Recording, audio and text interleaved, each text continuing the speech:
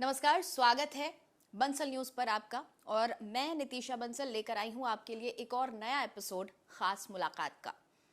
आज हमारे साथ एक बार फिर एक खास शख्सियत है। हमारे साथ आज राज्यसभा के सदस्य मौजूद हैं। इनके परिचय में मैं काफी कुछ कह सकती हूँ। ये एक ऐसे सांसद हैं जो जब सदन में बोलने के लिए उठते हैं तो विपक्ष के नेता भी सुनने लगते हैं। कई बार ये हास्य के अंदाज में विपक्ष पर कटाक्ष करते हैं, तो कई बार सदन के दूसरे सदस्य भी इनसे कहते हैं कि आपने क्या लिखा है, कुछ हमें भी बताइए। हम बात कर रहे हैं आरपीआई के अध्यक्ष रामदास अठावले जी की, जो कि भारत सरकार में केंद्रीय सामाजिक न्याय एवं अधिकारिता राज्य मंत्री भी हैं। बहुत बहुत स्वागत है बंसल न्यूज पर आपका। हाँ, बोलो बोलो नितिशा जी, बोलो बोलो। आज आपके इंटरव्यू का नाम है मुलाकात खास जी। आपके इस इंटरव्यू का नाम है मुलाकात खास क्योंकि मेरा नाम है रामदास। तो आप बंसल न्यूज़ में आप मेरी इंटरव्यू ले रही है नितिशा, और मुझे अच्छा लगा कि भाई बंसल न्यूज़ एक बहुत ही पॉपुलर न्यूज़ है और आज मेरी इंटरव्यू यहाँ हो रही है। बहुत शुक्रिया सर। अठावले साहब, आपकी ये जो बोलने की शैली है ये काफ़ी प्रसिद्ध है। आप जब कटाक्ष करते हैं तो भी इस शैली का इस्तेमाल करते हैं। जब बजट जैसा सीरियस इशू चल रहा होता है तब भी आप तुकबंदी करते हैं और कहते हैं बजट है, बजट दिखाएगा आईना और चाइना, इस तरीके के वर्ड्स को आप राइम करते हैं। ये जो तुकबंदी है ये कहाँ से आपने शुरू की? क्योंकि ये एक आपकी एक अलग पहचान बन गई है बतौर सांसद। मेरी एक अलग पहचान बन गई है, लेकिन मुझे ऐसा लगता है कि जो अटैक होता है, अटैक डायरेक्ट अटैक से, इनडायरेक्ट अटैक से किसका मन दुखी नहीं होता है। जब डायरेक्ट अटैक होता है तो लोगों में थोड़ा प्रक्षोभ होता है, विद्रोह होता है। जब मैं अटैक करता हूँ, स्लोली मैं अटैक करता हूँ, तो ऐसा इतना विद्रोह होता नहीं है। लेकिन नितिशा जी, मुझे आदत है इसलिए कि जब मैं मेरे सभा में मैं स्पीच देता था तो वैचारिक स्पीच कितना भी दे लेकिन नतालियाँ नहीं बजती है, उतनी बजनी चाहिए उतनी। लेकिन यमक से यमक, शब्द से शब्द जोड़ने का जब हम प्रयत्न करते हैं तो लोगों का एकदम अच्छा रिस्पांस मिलता है, लोग आनंद हो जाते हैं, लोग तालियाँ बजाते हैं। तो ये हमारी मूवमेंट जब हम चलाते थे, दलित पैंथर्स ऑफ इंडिया की मूवमेंट चलाते थे, तो गांव गांव के लोगों के बीच में जब मैं जाता था तो मुझे ये आदत पड़ गई कि भाई लोगों को आनंद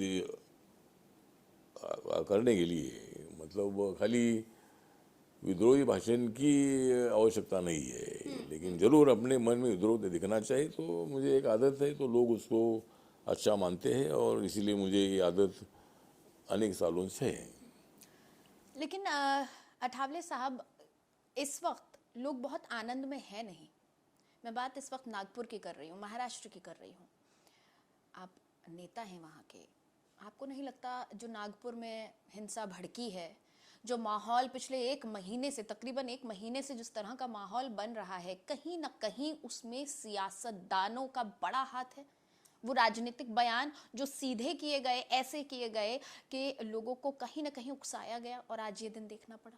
मुझे लगता है कि जिस तरह नागपुर में हुआ और पूरे महाराष्ट्र में आंदोलन चल रहा है, जिस तरह औरंगजेब ने छत्रपति शिवाजी महाराज ने मुगलों को रोकने का काम किया, और छत्रपति शिवाजी महाराज ना होते तो और क्या होता था मालूम नहीं है, लेकिन शिवाजी महाराज ने ऐसा अटैक किया, गनीमी कावा से ऐसा मुगलों पर अटैक किया कि उनको वहाँ जगह जगह पर रोकने का काम किया। तो अभी फिलहाल ऐसा हुआ कि छत्रपति संभाजी राजे पर जो फिल्म आई छावा, तो छावा फिल्म देश भर के लोगों ने देखी, महाराष्ट्र के लोगों ने भी देखी। इतिहास तो ये था ही कि औरंगजेब ने छत्रपति संभाजी राजे की हत्या की थी, उनके आंग के टुकड़े टुकड़े किए थे। जब लोगों ने देखा तब लोगों में गुस्सा आ गया और जगह जगह पर आंदोलन चलता रहा। लेकिन मुझे लगता है कि ये हमारे पुरातत्व डिपार्टमेंट के अंतर्गत वो मज़ार आती है, वो जो कब्र आती है, कब्रिस्तान आता है, तो छत्रपति शिवाजी महाराज का इतिहास है कि औरंगजेब को गाड़ दिया है, औरंगाबाद में, संभाजी नगर में। अभी तो नाम उसका संभाजी नगर अभी नया नाम ने दिया है। जी। तो मुझे लगता है कि अभी लोगों के मन में प्रक्षोभ है। इसमें माननीय देवेंद्र फडणवीस जी महाराष्ट्र के मुख्यमंत्री हैं और सरकार की जिम्मेदारी है कि वो उस कब्रस्तान को सुरक्षा देने की जिम्मेदारी उनकी है। लोगों में तो प्रक्षोभ है कि भाई उसको हटाना चाहिए, उसको तोड़ना चाहिए, लेकिन मुझे लगता है कि भाई इसमें कोई हिंदू मुस्लिम संघर्ष ना हो, इसमें दो समाज में कोई विवाद पैदा ना हो, जिस विवाद तरह तो हो नागपुर गया में हुआ। विवाद तो शुरू हो चुका है। हिंदू मुस्लिमों के बीच में, दो समुदायों के बीच में विवाद तो शुरू हो चुका है। हाँ, तो हो चुका है, लेकिन मुझे लगता है कि हिंदू मुस्लिम का विवाद नहीं होना चाहिए, क्योंकि औरंगजेब का और यहाँ के मुसलमान का कोई संबंध नहीं है। यहाँ के मुस्लिम औरंगजेब की औलाद नहीं है। औरंगजेब अलग थे, अफजल खान अलग थे, बाबर अलग थे। तो मुझे लगता है कि यहाँ हिंदू मुस्लिम का संघर्ष होना ठीक नहीं है। तो जरूर कोई लोग आंदोलन कर रहे हैं उस मदार को हटाने की। अभी इसके संबंध में निर्णय लेने की आवश्यकता है। हमारे माननीय देवेंद्र फडणवीस जी ने निर्णय लेना चाहिए इसमें, और मदार की सुरक्षा करने के लिए फौज फाटा वहाँ पुलिस का और पूरा सिक्योरिटी वहाँ पूरी बढ़ाई गई है। तो मुझे लगता है कि अभी इसके संबंध में दोनों पक्षों में विवाद ना हो, ऐसा निर्णय माननीय मुख्यमंत्री देवेंद्र फडणवीस जी और महाराष्ट्र सरकार ने लेना चाहिए।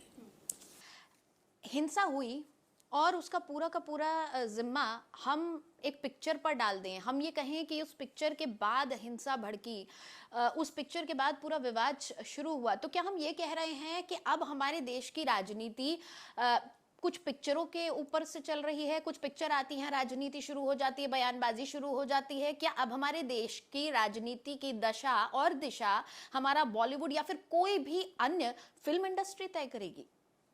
न, अपने राजनीति की दशा और बदलनी चाहिए दिशा। राजनीति की बदलनी चाहिए दशा और दिशा, क्योंकि तुम्हारा नाम है नीतीशा। तो राजनीति की दिशा बदलनी चाहिए। और पिक्चर देखने के बाद ये हुआ ऐसा जो आप बता रही है, बात सही है। एक्चुअली संभाजी महाराज के संबंध में जो सत्य चित्रण उन्होंने देखा, उसके बाद लोगों में भावना भड़की और लोग रास्ते में आ रहे हैं। लेकिन अगर शांति से मांग करने का सबको अधिकार है, अगर मांग करनी भी है तो अधिकार है। अभी इतने सालों से तो मांग हुई नहीं, इतने सालों से वहाँ उस जिले का नाम औरंगाबाद था और बाद में अभी संभाजी नगर हुआ।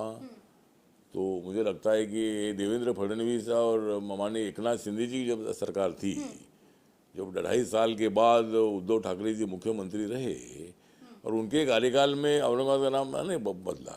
इसके पहले का कांग्रेस पार्टी का भी राज अनेक साल था तो उन्होंने नहीं बदला। लेकिन एकनाथ शिंदे जी, देवेंद्र फडणवीस जी की सरकार आई और ये दोनों ने मतलब औरंगाबाद का नाम छत्रपति संभाजी नगर किया है। तो बात सही है कि पिक्चर के बाद हिंसा भड़की, मतलब हिंसा तो अभी नागपुर में हुई, लेकिन कुछ दिनों से कुछ आंदोलन चल रहा था।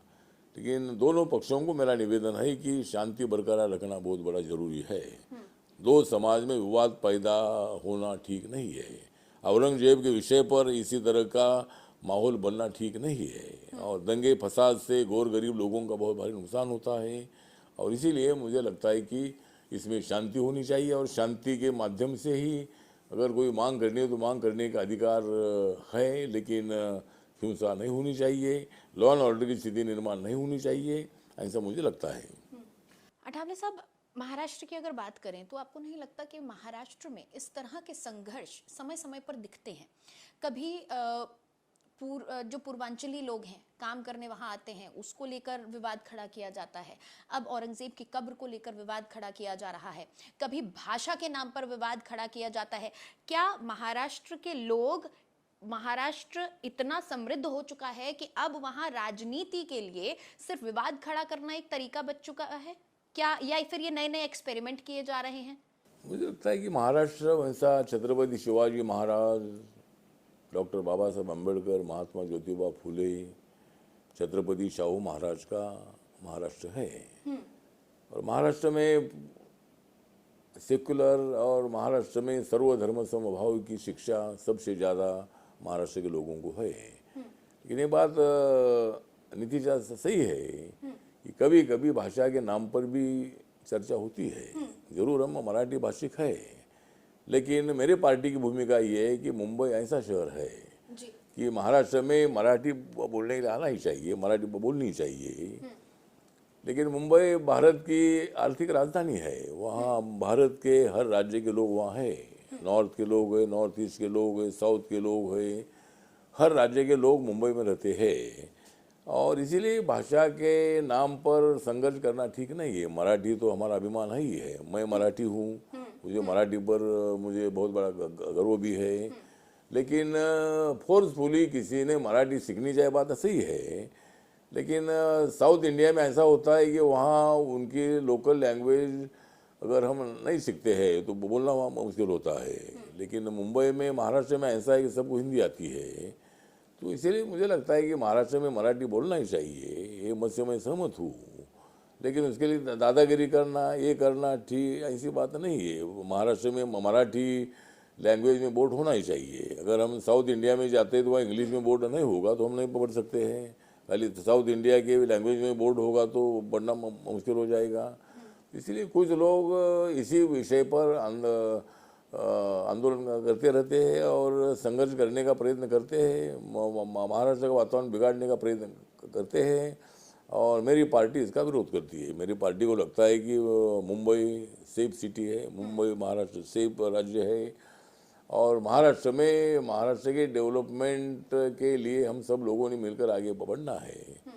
और महाराष्ट्र में मुंबई आर्थिक राजधानी है तो यहाँ सब लोग आएंगे। लेकिन इसका मतलब ये नहीं है कि मतलब दादागिरी करके उनको यहाँ से भगाओ। क्योंकि बाबा साहब के संविधान के मुताबिक ऐसा कानून नहीं है कि भाई कोई दिल्ली का आदमी मतलब मुंबई ना आए। अभी हमारे दिल्ली में अगर देखते हैं तो हमारे 4-4.5 लाख से ज़्यादा लोग मराठी लोग रहते हैं। पर यूपी के कई जिलों में जाओगे तो वहाँ भी हमारे मराठी लोग रहते हैं। हर जगह पर, कलकत्ता जाएंगे तो वहाँ मराठी लोग रहते हैं। हर जगह पर, हर राजधानी में, सब राज्यों के राजधानी में मराठी मंडल है। अगर आप अंडमान निकोबार जाती है तो वहाँ भी मराठी मंडल है। इसीलिए मराठी बोलने वाले लोग जो है ये पूरे देश भर में है, पूरी दुनिया भर में है। तो इसीलिए मुझे लगता है कि इसी विषय को लेकर मतलब झगड़ा करना ठीक नहीं है। महाराष्ट्र की प्रतिमा को दाग लगाना ठीक नहीं है। अचानक सभी लोग औरंगजेब की कब्र की बात करने लगे हैं। एक तरफ सीएम कहते हैं, मुख्यमंत्री कहते हैं कि हमें तो रक्षा करनी पड़ रही है क्योंकि कांग्रेस के शासन के समय एएसआई के संरक्षण में कब्र को दे दिया गया। उद्धव ठाकरे कह रहे हैं कि हटा क्यों नहीं देते हैं फिर आप कब्र को वहां से। आपको नहीं लगता कि हर कोई राजनीतिक रोटियां अपनी सेक रहा है? एक मुद्दा बस मिल गया है और सारे दल शुरू हो गए अचानक बोलना। अबू आजमी ने एक बयान दिया, उनको निष्कासित भी कर दिया गया सदन से, लेकिन उसके बावजूद भी मुद्दा वहां खत्म नहीं हुआ है, चर्चा वहां पर खत्म नहीं हुई है, बल्कि ऐसा लग रहा है वहां से तो पूरा मुद्दा शुरू हुआ है। निष्कासन से किसी को फर्क नहीं पड़ता। मुझे लगता है कि जिस तरफ अबू आसिम आजमी जी समाजवादी पार्टी के एमएलए हैं, हमारे अच्छे मित्र भी हैं, और उन्होंने मतलब इसी तरह की बयानबाजी करना ठीक नहीं था। मतलब औरंगजेब बहुत बड़े अच्छे एडमिनिस्ट्रेटर थे। इस भूमिका को उन्होंने रखने के बाद मतलब वहाँ विवाद हुआ और वहाँ हाउस में चर्चा भी हुई, उनको हटाने की मांग भी हुई। तो इस सेशन तक उनको मतलब अपने मतलब सेशन की बंदी की है। उसके बाद फिर ये जो बाद में ये भी आंदोलन चल रहा है। तो इसी तरह मुझे लगता है कि बयानबाजी तो हो रही है, लेकिन पूर्ण शांति होनी चाहिए। तोड़ना है तो तोड़ो, ये नहीं तो ऐसा करो। इसी तरह की बयानबाजी करना ठीक नहीं है। महाराष्ट्र को हमें सुरक्षित रखना है, महाराष्ट्र को शांत रखना है और महाराष्ट्र को विकास की दिशा से आगे बढ़ाना है। नरेंद्र मोदी जी के नेतृत्व में देश विकास की दिशा से आगे बढ़ रहा है। महाराष्ट्र में समृद्धि मार्ग एक बन रहा है, दूसरा बनने वाला है, दूसरा अनेक हाईवेज बन रहे हैं और 15-16 लाख करोड़ रुपया माननीय 15 लाख जो रुपया मतलब यहाँ माननीय देवेंद्र फडणवीस जी ने लाया है, तो मतलब इस तरह डेवलपमेंट के लिए काफ़ी जगह है और अच्छी डेवलपमेंट हो रही है। तो डेवलपमेंट को छोड़कर ऐसी राजनीति करना ठीक नहीं है। मुझे लगता है कि सब ने मिलकर शांति से आगे बढ़ना है और जो विवाद पैदा हुआ है उसको कैसा हम सॉल्व कर सकते हैं, उसके लिए हम सभी लोगों ने बैठकर उसमें निर्णय लेने की आवश्यकता है। विपक्षी दलों ने इसमें राजनीति करने की आवश्यकता नहीं है, उन्होंने सुझाव दे देना चाहिए कि भाई इसके लिए क्या करना चाहिए, ऐसा मुझे लगता है। अच्छा, जब हम बात बार बार संघर्ष की कर रहे हैं, तो संघर्ष तो अठावले साहब ने भी बहुत किया, संघर्ष तो आपने भी बहुत किया। आप जिस दलित पैंथर्स की बात कर रहे हैं उसकी नींव भी इसीलिए रखी गई थी।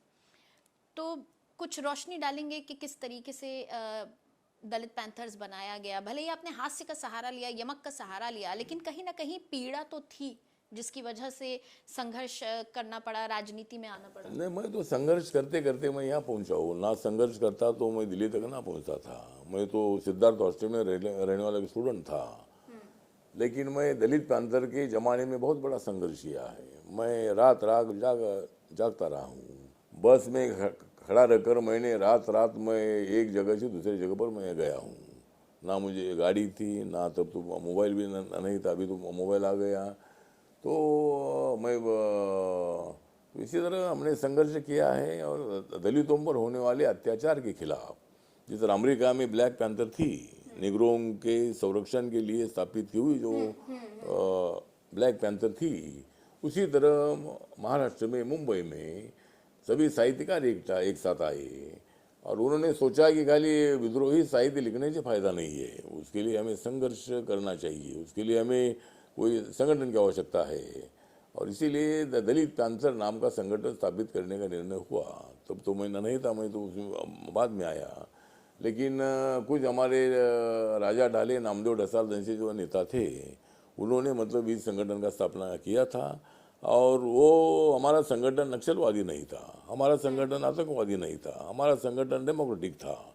हम बहुत बड़े मिलिटेंट थे, अन्याय के खिलाफ बुलंद आवाज़ उठाने वाले लोग हम थे। हम अनेक बार जेल में जाकर आए हैं। हम जब कोई उल्टी सीधी बात करते थे तो हमको जेल में डालते थे। आज तो कोई जेल में नहीं डालते हैं। मतलब अगर कोई उल्टी सीधी बात करते हैं तो उनको जेल में डालना ही चाहिए। हमको डालते थे जेल में, हमने ऐसा कुछ बोला करके। लेकिन आज हम ये सोचते हैं कि इसीलिए दलित पैंथर दलितों के अत्याचार के खिलाफ स्थापित हुई, लेकिन हमारी पैंथर अम्बेडकराइट थी। बाबा साहब का विचार शांति का विचार था, बुद्ध का विचार था और विकास का विचार था। तो इसीलिए हम दलित पैंथर में बहुत बड़ा संघर्ष हमने किया है और संघर्ष करते करते मैं यहाँ तक आया हूँ। मैं पहुँचा हूँ। मैं 3 बार लोकसभा में था जी। मैं अभी दूसरे बार मैं राज्यसभा में हूँ। माननीय मोदी साहब के सरकार में तीसरी बार मुझे मंत्री बनाया है। मेरी पार्टी छोटी पार्टी है, लेकिन मेरी पार्टी गांव गांव में मेरी पार्टी है, सभी स्टेटों में मेरी पार्टी है। अंडमान निकोबार हो, दादरा नगर हवेली हो, दीव दमन हो, नागालैंड हो, मणिपुर हो, असम हो, अनेक राज्यों में मेरी पार्टी काम करती है। तो इसीलिए मैं नरेंद्र मोदी के साथ इसलिए हूँ कि नरेंद्र मोदी जी का एजेंडा विकास का एजेंडा है, बड़ा एजेंडा है, सबका साथ सबका विकास। इसीलिए मोदी जी का एजेंडा है सबका साथ सबका विकास, इसलिए दिख रहा है विकास का प्रकाश। आज मुझे दिख रहा है नीला नीला आकाश, आज मुझे दिख रहा है नीला नीला आकाश, इसीलिए हो रहा है देश का विकास। तो देश का विकास करने के लिए हम आगे बढ़ रहे हैं और हमने बहुत बड़ा संघर्ष किया है। नितिशा जी, आने वाले सालों में आप बीजेपी को, सरकार को कहाँ देखते हैं, कांग्रेस को कहाँ देखते हैं? क्योंकि कांग्रेस बिल्कुल हाशिए पे इस वक्त नजर आ रही है, लेकिन क्या अगर इसी तरह से बीजेपी बढ़ती चली गई तो क्या एक ही पार्टी देश में रह जाए या एक ही सरकार बार बार रिपीट हो? ये लोकतांत्रिक व्यवस्था के साथ न्याय है?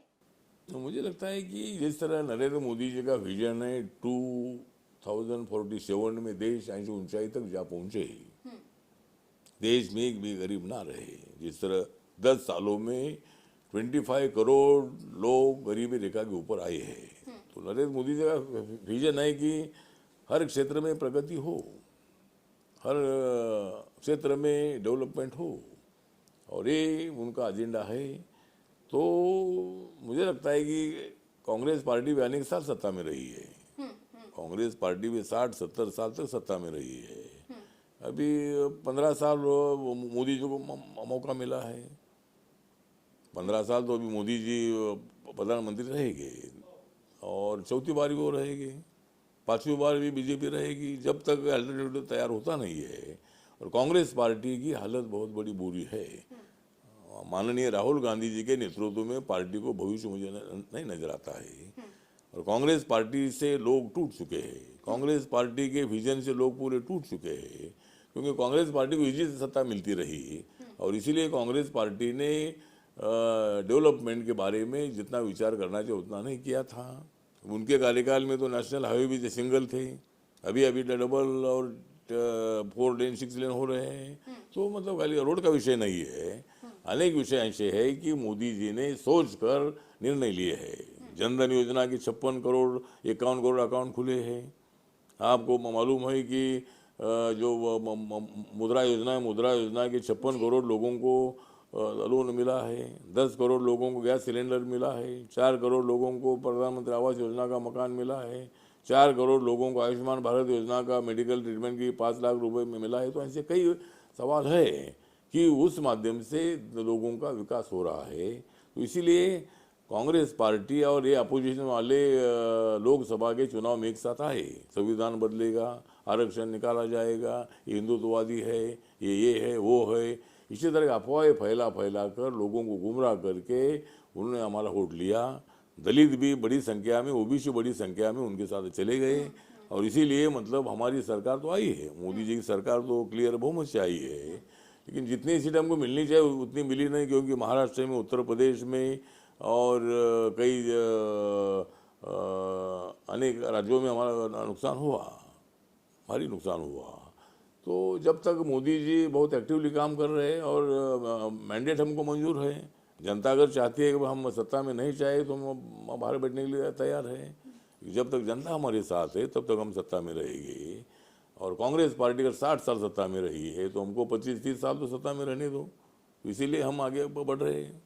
अच्छा, यानी 15 साल ये, और उसके बाद आपको लगता है कि कम से कम 10-15 साल का मौका और मिलना चाहिए? हाँ, तो मिलना चाहिए, मतलब अगर लोग देते हैं तो हम तो सत्ता में बैठेंगे, मतलब लोग अगर देते हैं मौका।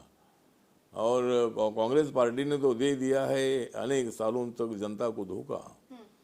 कांग्रेस पार्टी ने तो दे दिया है बहुत सालों तक लोगों को धोखा, फिर हमें क्यों नहीं मिलेगा मोदी साहब के साथ मौका? तो हमें भी मौका मिलेगा। तो ठीक है, जो भी है, अभी जिस तरह लोकसभा में तो हमारी सरकार तो आई है, लेकिन हमारी सीटें कम आई। उसके बाद हरियाणा में हमारी जीत हुई, दिल्ली में हमारी जीत हुई, महाराष्ट्र में तो हमारी विक्ट्री हो गई। तो हर जगह पर लोग बीजेपी और एनडीए सत्ता में आ रही है। तो इसीलिए मुझे लगता है कि अभी बिहार का इलेक्शन आ रहा है, उसमें भी हमको सत्ता मिलेगी। बाद में वेस्ट बंगाल की सत्ता आ रही है, उधर भी हमको सत्ता मिल सकती है। वहाँ ममता जी के साथ हमारी फाइट होगी, टफ फाइट होगी। लेकिन वहाँ अभी ममता जी 3-4 बार सीएम रही है, तो लोग वहाँ चेंज चाहते हैं। तो इसीलिए वहाँ बीजेपी सत्ता में आ सकती है, एनडीए सत्ता में आ सकती है, वेस्ट बंगाल में भी। अच्छा, ये एक बड़ा दावा आप कर रहे हैं कि वेस्ट बंगाल में अब ममता जी और ममता सरकार से जनता आजिज आ चुकी है और अब बीजेपी को वहां पर भी मौका मिल सकता है। आपको नजर आ रहा है ये? हाँ, मुझे लगता है कि मतलब, क्योंकि लास्ट टाइम भी ऐसा हुआ था कि बीजेपी सत्ता में आने वाली थी। माननीय अमित शाह साहब ने अनाउंस किया था कि 200 तक हमारी सीटें आएगी। तो 3 सीटें जीतने वाली जो बीजेपी थी, वो बीजेपी ने 97 सीटें जीती और कम से कम उनकी 95 सीटों से ज़्यादा सीटें 1000, 2-3 हज़ार या 1500 वोट से हारी थी। क्योंकि तब ये हुआ था कि ममता दीदी को बहुत अच्छा सिंपैथी मिली थी, उनका एक्सीडेंट हुआ था, व्हील चेयर से वो प्रचार कर रही थी और कांग्रेस पार्टी को मिलने वाला वोट, कम्युनिस्ट पार्टी को मिलने वाला वोट, पूरा वोट ममता दीदी को मिला। और इसीलिए ममता दीदी 207 सीटें जीत कर वहाँ मतलब लेकर जीत कर सत्ता में आई। तो बीजेपी का भारी नुकसान इसलिए हुआ था कि पूरा वोट ममता जी को गया। और ममता जी के साथ मेरे बहुत अच्छे संबंध है, क्योंकि जब वो अटल बिहारी वाजपेयी के टाइम पर रेल मंत्री थी जी, और तब से मेरी उनके साथ अच्छी पहचान है। तो ठीक बात है। तो जो भी मैंडेट जनता, वेस्ट बंगाल की जनता जो सोचेगी, अगर हमको, लेकिन मेरा ऐसा विश्वास है कि इस वक्त ममता दीदी को सत्ता में आने का मतलब मौका नहीं मिलेगा।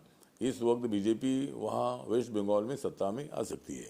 एक आखिरी सवाल आपके अंदाज में, आपने कहा राहुल गांधी के नेतृत्व में कांग्रेस नहीं लगा पा रही है चौका, राहुल गांधी के नेतृत्व में कांग्रेस नहीं लगा पा रही है चौका, तो आखिर पार्टी किसको दे मौका? हाँ, तो मतलब अगर मतलब राहुल गांधी जी के नेतृत्व में कांग्रेस पार्टी नहीं मार रही चौका, राहुल गांधी जी के नेतृत्व में कांग्रेस पार्टी नहीं मार रही चौका, तो आपने बोला कि किसको देना चाहिए मौका? नरेंद्र मोदी को देना चाहिए मौका। विपक्ष के किस नेता को दे मौका? राहुल गांधी नहीं तो कौन विपक्ष का नेता? नहीं, राहुल गांधी नहीं तो विपक्ष का नेता दूसरे अनेक नेता है, अनेक नेता है।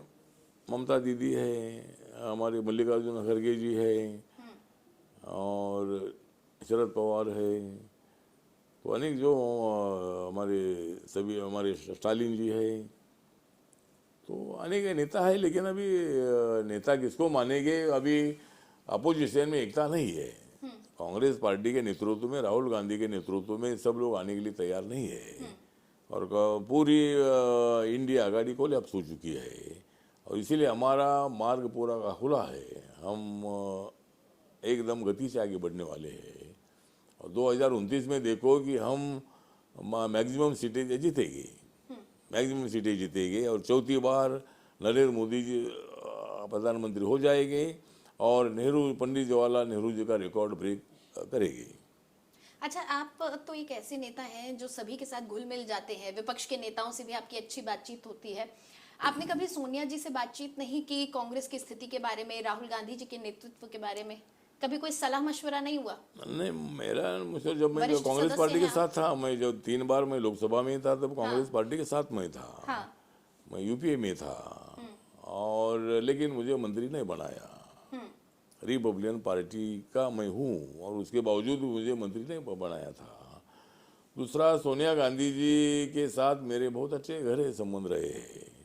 यूपीए के अनेक मीटिंगों में उनके साथ हमारी मुलाकात होती थी, तो मुझे लगता है कि सोनिया गांधी जी के फॉरेन ओरिजिन के मुद्दे पर मेरा मत ये था कि सोनिया गांधी जी तो मतलब बड़ी नेता ही है। राजीव गांधी जी ने उनके साथ शादी की है, और इसीलिए मतलब उनके बारे में समाज में लोगों में रिस्पेक्ट था भी।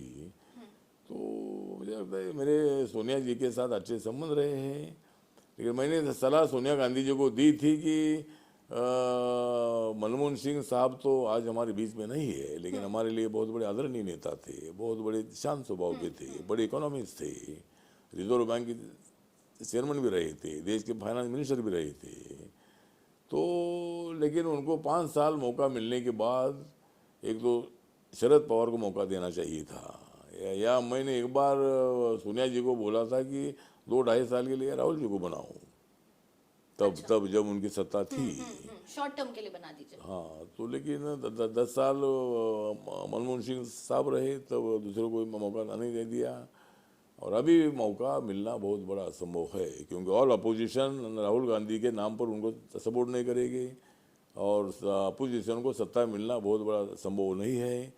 या बीजेपी इतनी स्ट्रांग हो गई है कि नरेंद्र मोदी जी का नेतृत्व इतना स्ट्रांग हो गया है कि उनके सामने राहुल गांधी इतने स्ट्रांग नहीं लगते हैं। तो इसीलिए मुझे लगता है कि हमें कोई चिंता नहीं है। चलिए, बहुत बहुत शुक्रिया अठावले जी हमारे साथ जुड़ने के लिए। खास मुलाकात के इस एपिसोड में इतना ही। मुझे दें इजाजत, आप बने रहें बंसल न्यूज के साथ।